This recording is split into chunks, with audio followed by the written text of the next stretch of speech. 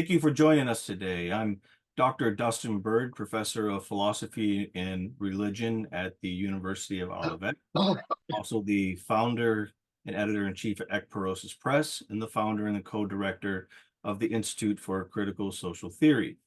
And today we're going to be talking about the just war theory with Dr. Rudolf Siebert. As a species, Homo sapiens have gone to war with other Homo sapiens even before they were Homo sapiens. War and other forms of systematic violence appear to us as being an integral form or integral part of the human condition. No matter what historical epoch we look at, we find war. And in some ages, periods of peace seem to be the exception. War is brutal, barbaric, and bloody.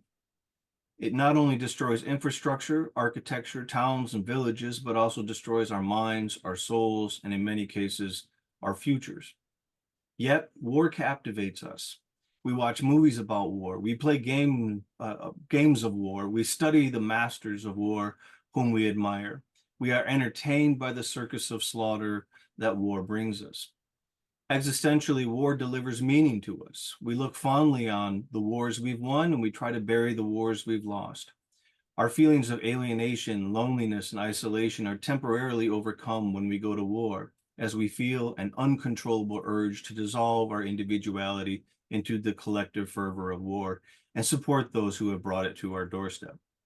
On the other hand, we understand that sometimes war can be a necessary evil, especially when the madness of men induced by genocidal imperial ideologies compel them to invade their neighbors, assassinate leaders, oppress their people, and massacre the unwanted.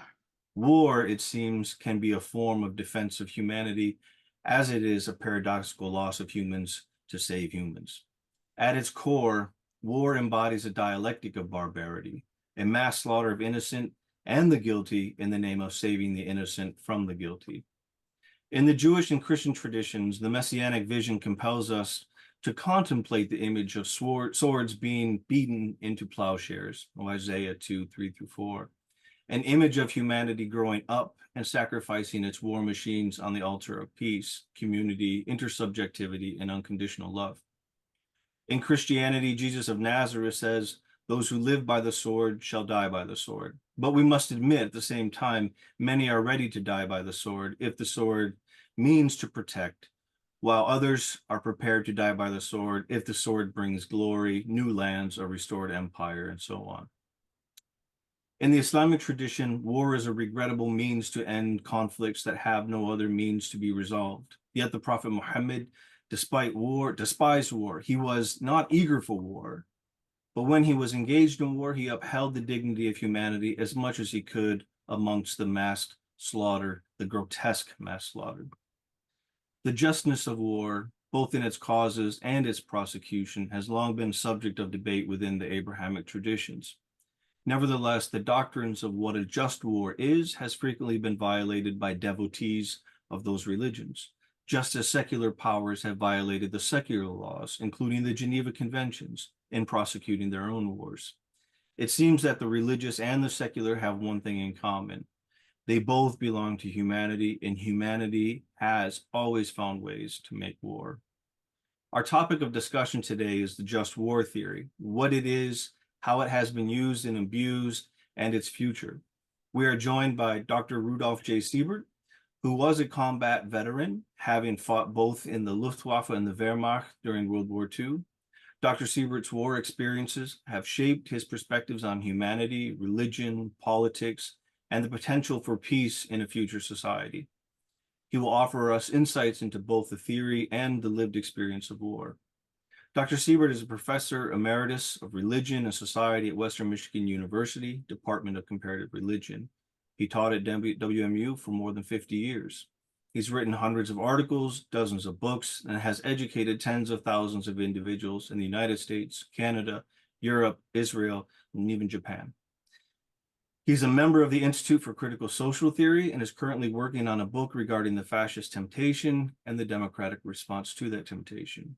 If you're interested in further studying the works of Dr. Siebert, please see the links in the description below. Thank you for joining us, Dr. Siebert.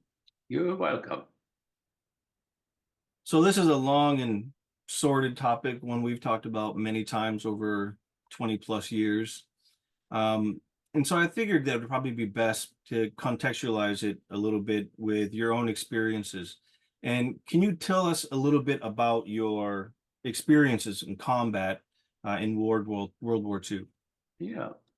Well, I was 11 years old when the war started in 1939, and I was 15 years old when I was drafted.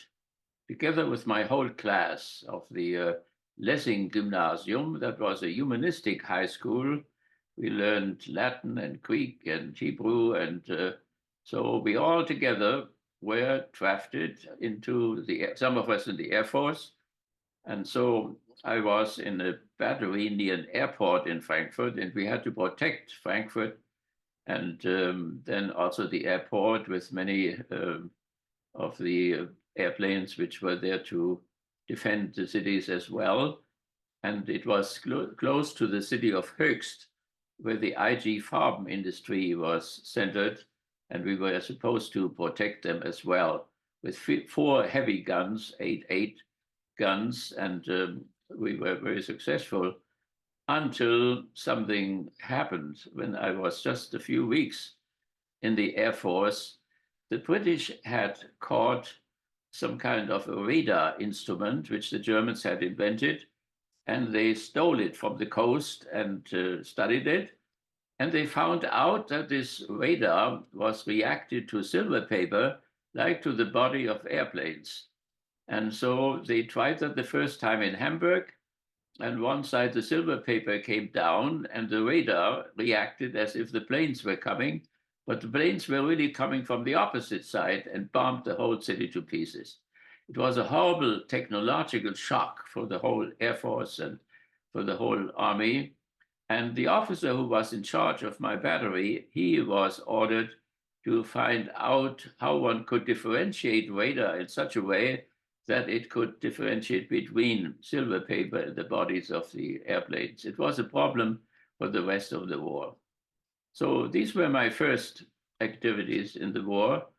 And later on, then I was transferred from the Air Force to the Army, and I was in an officer school to train anti-tank personnel. And so we were supposed to go to the Soviet Union and fight atheistic communism there. And but it didn't get that far because General Patton crossed the Rhine River, and so I then was sent against Patton instead of to Russia. So, um, how did your experience in World War II in combat affect how you think about philosophically, morally, ethically about war and peace? Well, I grew up in the Catholic youth movement, and the Catholic youth movement was very critical of the Hitler Youth. I had to be in the Hitler Youth at the same time. And so we had all kinds of military training in the Hitler Youth, and the Catholic youth movement was against it.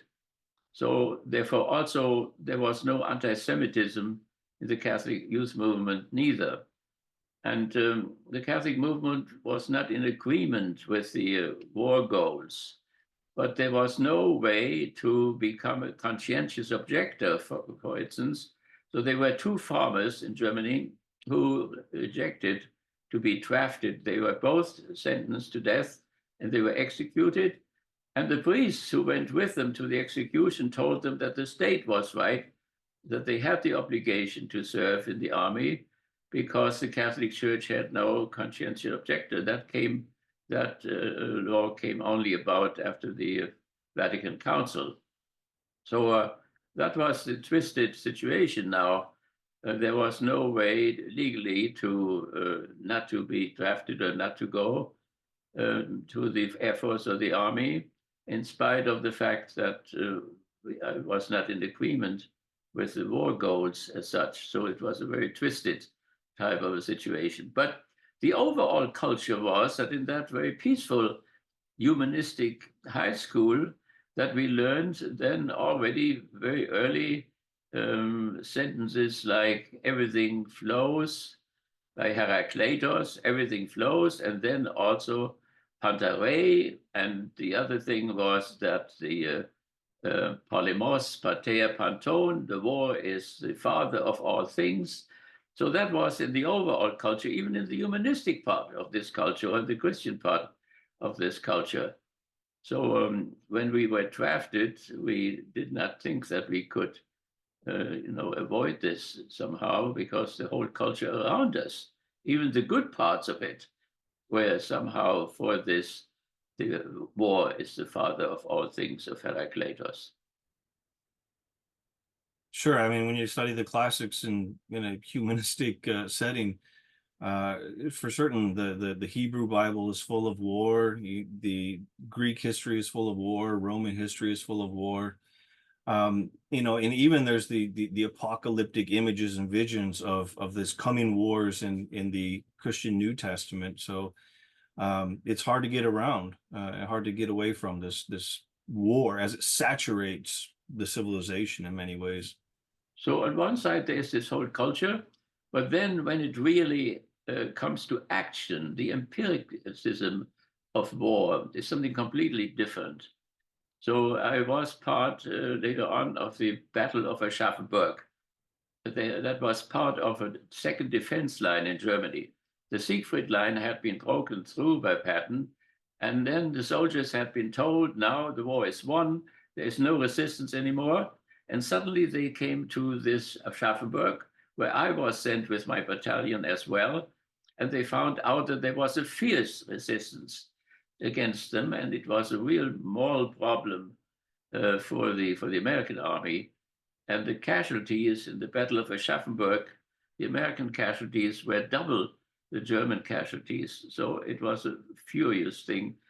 And I remember how strange this was, that two armies with thousands of men were moving toward each other with their technology and were killing each other. So in the last battle on the Hahnenkampf, I lost my whole company, 250 men, whom I then visited for 50 years on the cemetery there. But I remember the eeriness, the strangeness. Everything is mechanized. Everything is depersonalized. I did a Renaissance commando. I approached early in the morning the American tanks in order to count how many tanks there were. And the soldiers were in the tents. They were still sleeping. Some were awake. It was the first time that I heard American English in the tents, and they had no idea that I was close by and was counting them. And but it is the objectivity, all human subjectivity seems to be extinguished in this process, and it is hard to describe. In spite of all the books we have about war experiences, also critical ones, it is still very hard to grasp what is really happening when people who do not even know each other and may not even really hate each other neither, but are nevertheless going through their functions of killing each other.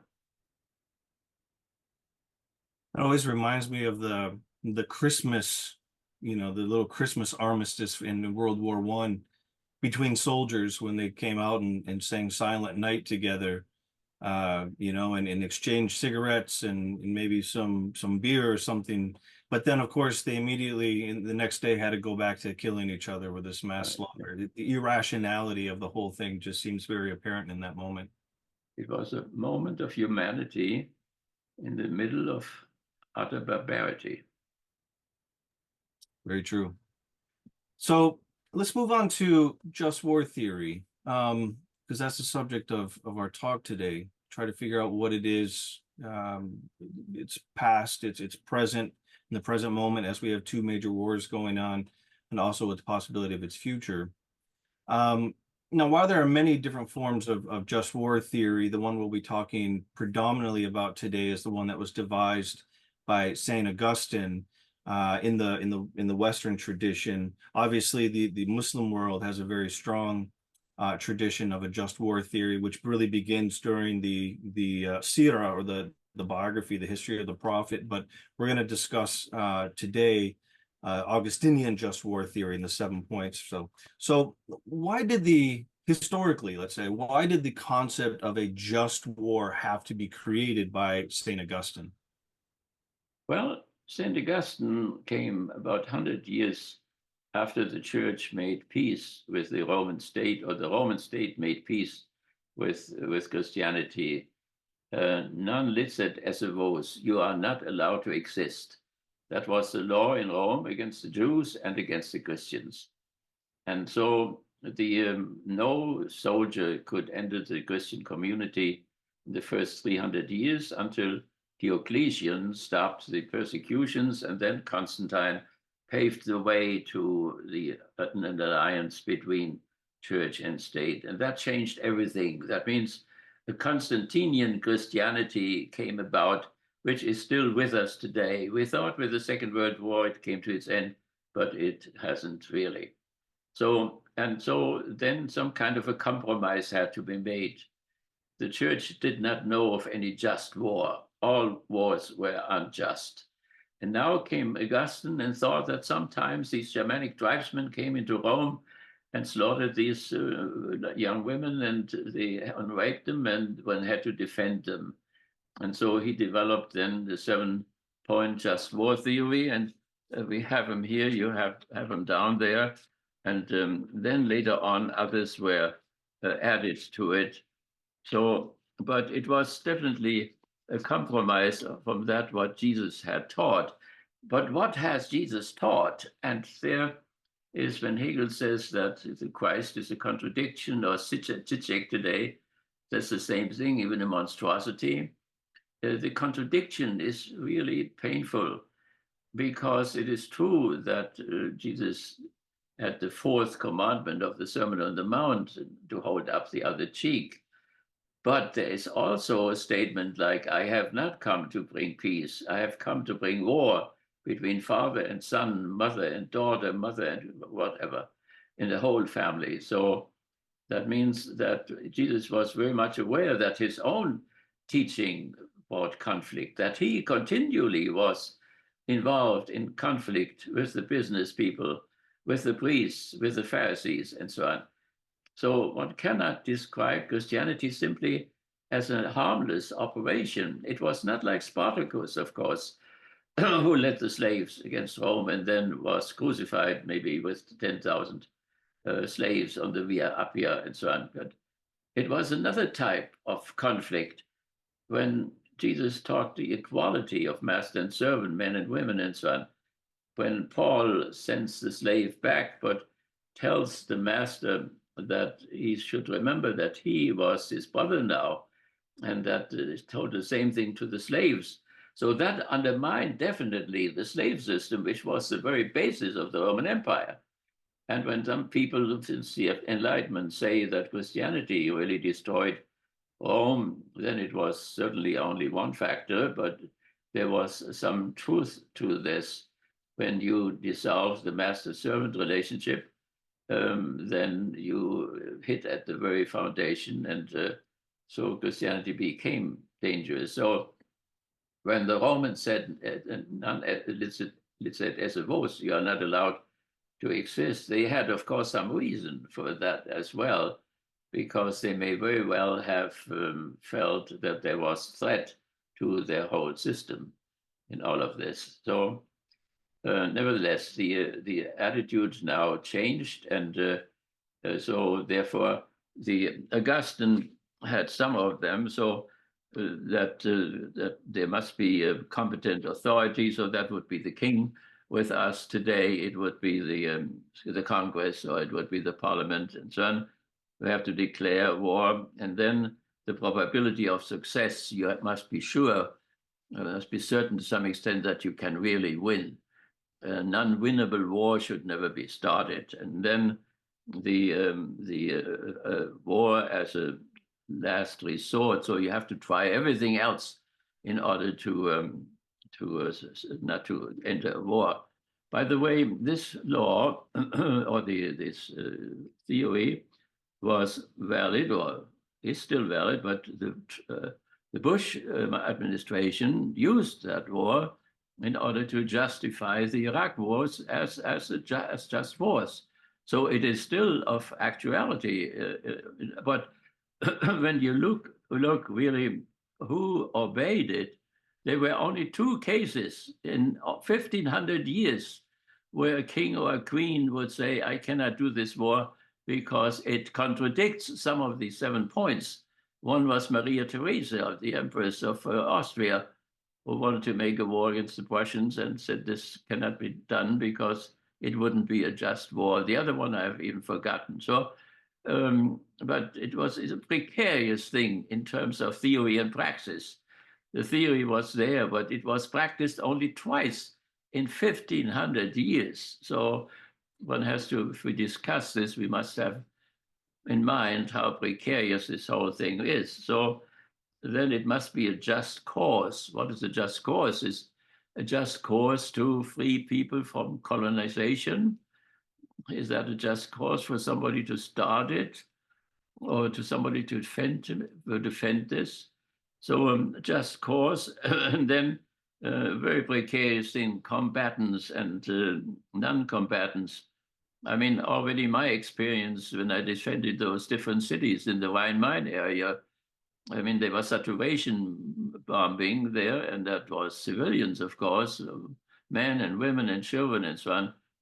That could have been avoided. So General Harris invented that saturation bombing, which would include civilians. One could have concentrated just on military objects, but that wasn't done. So General Harris was never put on any trial, on any Nuremberg trial or what trial for that what he did, because it was revenge. It was a counteraction to what the Germans had done in bombing London and hitting civilians as well. So, but now when we look forward in terms of atomic wars or hydrogen wars and so on, it is just impossible to keep the civilians out of the battle. So Hiroshima and Nagasaki were full of civilians. They were only civilians. So that obviously becomes more and more difficult. And as the weapons proceed, weapon production and improvements and whatever, the more impossible it becomes to keep the civilians protected in any kind of a conflict. Then proportionality was one element, and the military necessity. And so these were the seven, but then there were a few more came later on. So the treatment of prisoners of war. I was a prisoner of war of the American Army, and I was brought from the battlefields in the Battle of the Second Defense Line in Germany, and I was brought to Virginia and was then a prisoner in Camp Allen for a year. And on the whole way, I was treated exactly according to the Geneva Convention. So I had no complaints. The only complaint was that when I was sent back in order to participate in the denazification of Germany, somebody made a mistake in the Pentagon and sent the Nazis home to Germany, and the anti-Nazis who had been trained to Le Havre and then Bolbeck. And there was a camp for the SS, an American concentration camp for the SS. And that was definitely against the Geneva Convention. They were used in mines to mine coal, but they were also used in the minefields where the maps had been lost in the Normandy, and there you always were in danger to lose a leg or an arm or whatever. And when I then finally came home, I went to the military government in Frankfurt, the IG Farben building, and complained about this. And later on, books were written about these violations. As far as the German army is concerned, and I was confronted with Russian prisoners and French prisoners and English prisoners and American prisoners. And I always asked, I know when I was a young guy, how they were treated in the battery where I was employed. There were Russians, and we shared our bread with them. And I asked them all the time if if they had been treated badly. So one night I saw them carrying the heavy grenades there in the battle. And I asked them next day if they had been beaten up or what by their very strong Lithuanian uh, German soldier who kept them there, who watched them. So, but they said they had not been forced. They were just fighting the next war. That means the next war between capitalism and socialism. And they were all Marxists and all spoke very well German. And I think they would have told us if they had been mistreated or maltreated. So, so nevertheless, my own experience on both sides, as a prisoner myself and looking at prisoners in German camps, I didn't see, but they happened. I'm quite sure that Germans did violate, and I know some incidents that it was violated. And there was a temptation, of course, to violate that. So when Dresden was bombed 4 times in the same night by thousands of airplanes and completely devastated, um, Hitler was so enraged by it that he gave the order that all the American and British pilots who had been caught in the prison camps were full of prisoners, that they all should be executed. And the German military leadership refused to follow that command because the other side would do the same thing. So that also other things, they are sometimes good laws are kept even during wartime. So after the First World War, the gas war had started. In the war, the gas war had started. Fritz Haber had invented the gas, and but there was laws about that in the Geneva Convention, and nobody used gas except in the camps there.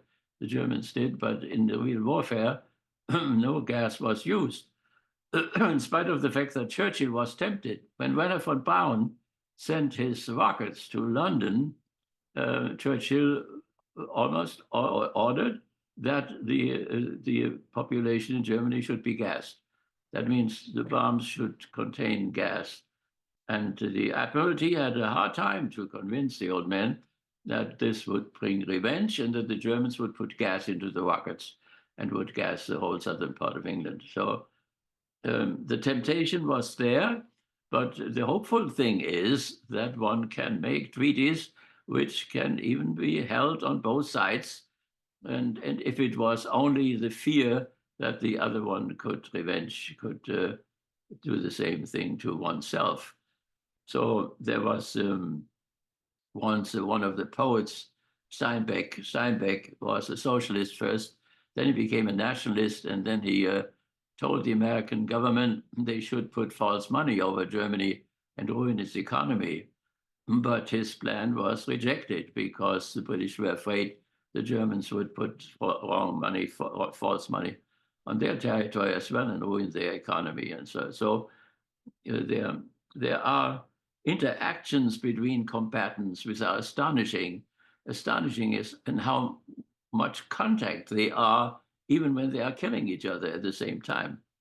So, so this, as far as the treatment of prisoners were concerned, and then of course that no crimes are really committed in the real criminal sense, like the population of starvation of a population, or when the Eastern Army came to Berlin, the raping of women was horrifying.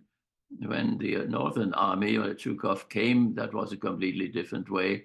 They helped the German women and get water and whatever. But one army of the same country can behave in a barbarous way and in a more cultured way.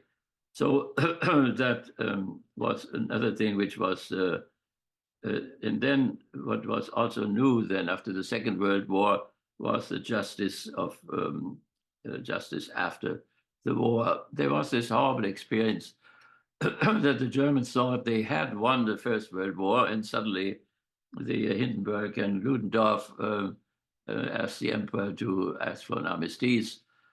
and the war was lost after all these sacrifices which people had made. And then Lord George even criticized the so-called Dictate of Versailles. And of course, that was the core of Hitler's speeches. The Germans had to pay in unbelievable reparations and were occupied partially and so on.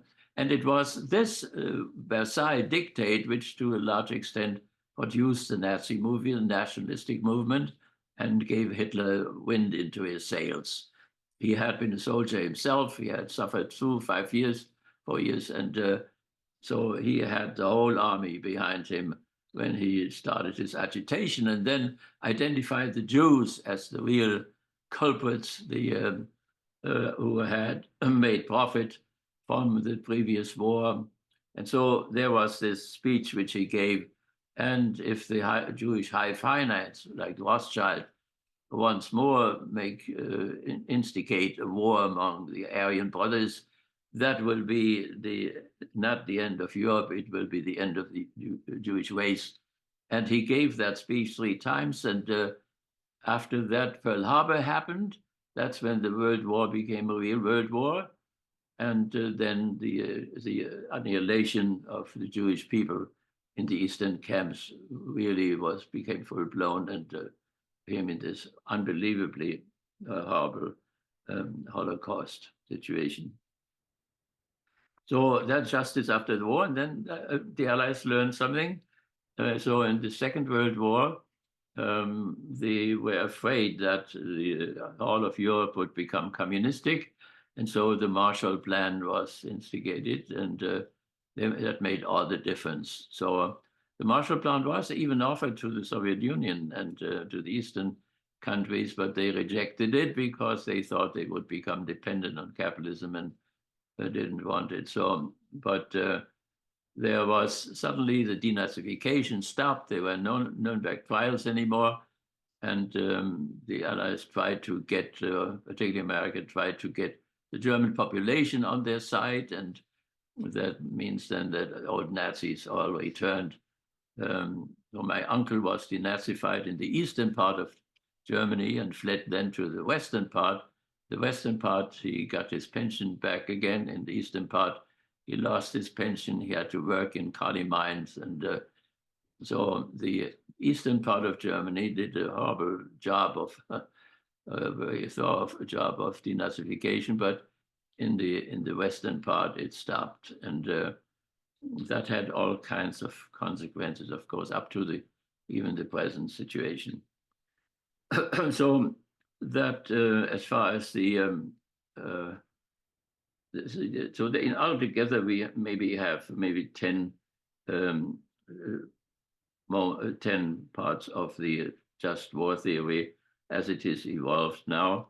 And I think the greatest difference makes the progress in weapon technology, the atomic weapons, the hydrogen weapons, because most of these points cannot be realized anymore in the new situation. Even already when Dresden was bombed, all 4 attacks were as much as 1 atomic attack. And the question is, of course, why that has been necessary. And Dresden was not done for the Germans. Dresden was done in order to give a message to the Soviet Union that they had to keep the Yalta agreements. And as far as the atomic bomb was concerned in Japan, it was not the Japanese anymore. They wanted to make peace 2 weeks earlier already. But it was the Russian army which marched through Manchuria and aimed to occupy Japan. And they had to get a message in the West, and they had to get a message in the East of this superiority in weapon technology in order not to do what they are planned to do, or maybe plan to do. So this, we would say, the most radical change, to the point, if one should even have such a theory still, or if it was still possible to have such a theory, or if it was still possible to have any war which could be called just. That is the radical moment in which we find ourselves, and think Pope Francis is very much aware of this, and the moralists and the ethicists are thinking about this. Yeah, so I mean, we went through the three parts, or there's two traditional parts of the just war theory: the jus ad bellum, the justness of the war itself, as you talked about, that there has to be a competent or the rightful authority has to be the one that calls for war, initiates a war, the probability of success, because without that probability of success, it's a suicide mission. I always think of Vietnam with the Pentagon Papers when it came very clear that the Pentagon knew Vietnam wasn't winnable, that Yes. these young men were just dying in droves for an unwinnable war, which seems, I mean, that's the, if anything but unjust, right? But war is a last resort, and then the cause itself must be just. And I think that's probably the one that's abused the most, really, in the modern period, because we think about, again, whether it's Vietnam with the Pentagon Papers, the soldiers were told they were going to fight tyranny and communism, only to come to find out that through the Pentagon Papers, we were there to, establish or keep open access to oil, tin, and rubber and other resources. And so therefore the cause has to be presented as a just cause, yet at the same time, it's not. And then after that, we have the jus in bello, or the just conduct in war. So the distinction between enemy combatants and non-combatants, that's both wars that are going on right now between Russia and Ukraine, and Israel and the Palestinians. That is a critique of both of the aggressors, especially that they're not distinguishing between combatants and non-combatants. In fact, that non-combatants themselves, in many ways, are the true targets of the war. Proportionality, obviously, that's huge when you have looking at the Israeli conflict with the Palestinians right now. The Hamas, I think, killed somewhere over 1,000 people on October 7th, 2023. And as we're recording this, up to 33,000 confirmed Palestinian dead. So it's just way out of proportion in terms of eye for an eye, tooth for tooth, and the proportionality is supposed to come out of that. Military necessity, that actions for military success only, not to punish civilians. That's obviously a very important one. Fair treatment of prisoners, as you talked about, and then the no malum in se, or no evil means. And that, I think, is one that we're dealing with today. And you would think it would be something that belonged to the Middle Ages, but yet it's here again. That's the use of, as you talked about, mass rape, as the one of the Soviet armies did in Germany. Starvation, which is being used right now on Palestinians in Gaza. Kidnapping, there's documented through NGOs, the UN, and whatnot, tens of thousands Ukrainian kids have been kidnapped and sent into Russia. Child soldiers, which are easily found in a lot of, specifically in a lot of third world countries, using child soldiers, but also biological, nuclear, and other weapons of mass destruction.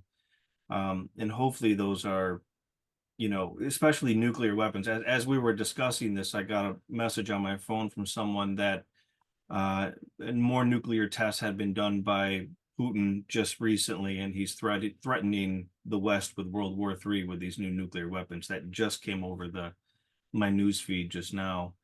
So we're back into this Cold War, posture of nation states looking at each other with animosity, with their nuclear weapons pointed at each other. And it's an insane type of situation, but that's where we find ourselves again today. It's important that it's not so much a personal ethical decision, but it is the nature of the weapon system and the evolution of the weapons, and the size of the armies. I mean, the armies of the Middle Ages, they were small. You could, when the battle took place in one village, you didn't even notice that it was going on in the other village, and so on. Now there's huge territories. I mean, 10 million men fought in the first battle in Moscow, in the winter battle. 10 million men. The whole army of Eisenhower was 350,000 men. There we can see what these modern things, what they mean, and their mechanization, and therefore their dehumanization. In Worms, in the prison camp in Worms, there was 25,000 prisoners, and for a week I didn't get anything to eat. But it was not the responsibility or the ability of the army. They did what they could, but they had 1 million men of their own, and they had suddenly millions of prisoners who didn't want to be caught by the Russians, and they all came to the West now. It was simply impossible, technologically, logistically, and so on, to feed people. And I've never complained about this. I complained about the Bolbeck concentration camp against SS-men, but not about this. So one has to be very careful. And so that means the very nature of these weapons are such that you cannot, even if you would like to, and you're a very moral person, and you would like to follow these rules, you cannot do it anymore because I had my friend Ivan Supek, the man who was supposed to build the bomb for Tito. When he came to the end of his life, we had breakfast in Dubrovnik, and he said, Rudy, I have these terrible dreams every night, and I have killed all these German soldiers, and they are after me, and so on. And I said, Ivan, that is not possible. I said, you are a quantum physicist, you studied under Heisenberg, you are good in mathematics, Tito must have put you into the artillery. He said, yeah, that's right. So I said, you never saw anybody whom you killed. You killed people 10 miles away from you.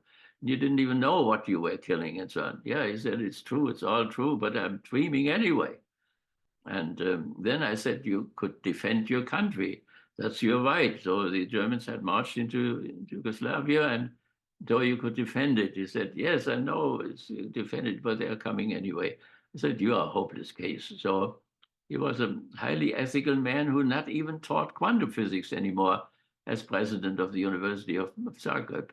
And instead now founded a peace movement and came to Western Michigan University and invited us. And I then started for 50 years to go there in terms of an East-West type of a contact. And it was very fruitful, very beautiful. So nevertheless, there is one thing, human conscience and human judgment and so on, that's one side, but then there is this objective evolution of sciences. I mean, it's not so that people could not stop it somehow.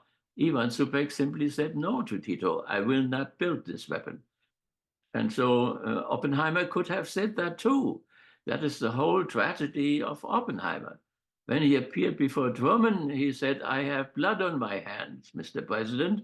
And he said, let's get that weeping baby out of here, and so on. So obviously, Truman had no bad conscience about what he did. He thought he did what the bombs were planned anyway. So he just had to execute it. But he had more bombs, which he did not use. So therefore, but he was clear with him. He didn't have any blood on his hands, in spite of the fact that he gave the order. But Oppenheimer did have it. So Oppenheimer was one of the most tragic people of the 20th century because he knew what was right. And even little details, he didn't want to throw the bomb on an island without people instead of on Tokyo. And he was rather to bomb Hiroshima and Nagasaki in the last moment. So and as far as religion is concerned, it was an army chaplain who put holy water on the Hiroshima bomb of Polish descent. And I mean, the monstrosity of this, to be a member of the Jesus movement and the Jesus religion, to bless the first atomic bomb, not to talk about calling it Trinity, be it now the Hindu Trinity or the Christian Trinity. And it was also the Christian Trinity, the horror of blasphemy which is behind all of this. And then the chaplain saw the pictures of Hiroshima and what it had done, and then blessed the second bomb and put holy water on it. And later on says he had been conditioned by the army and he couldn't have known it. He knew what he was doing. So there is still this problem, but then the issue of courage, the unbelievable courage to resist fascism, for instance. I experienced that in Germany, how hard that is when the whole culture around you becomes determined in this new authoritarianism and so on.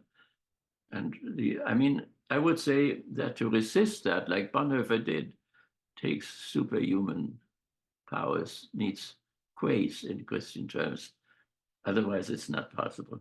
Yeah, I remember when in the time that, I mean, nothing like what you experienced in the Third Reich, but even in the time 2003 in the United States, when the war fervor was going on and being whipped up by the White House to go into Iraq, when they were saying that Saddam Hussein and Osama bin Laden, could cooperate and Saddam could give bin Laden nuclear weapons, and the next attack on the United States will be a mushroom cloud. And I mean, all of this. And I remember very clearly, Americans were frightened. They'd become very nationalistic. They were aggressive. They wanted to end these people. They didn't know the difference between bin Laden and Saddam Hussein.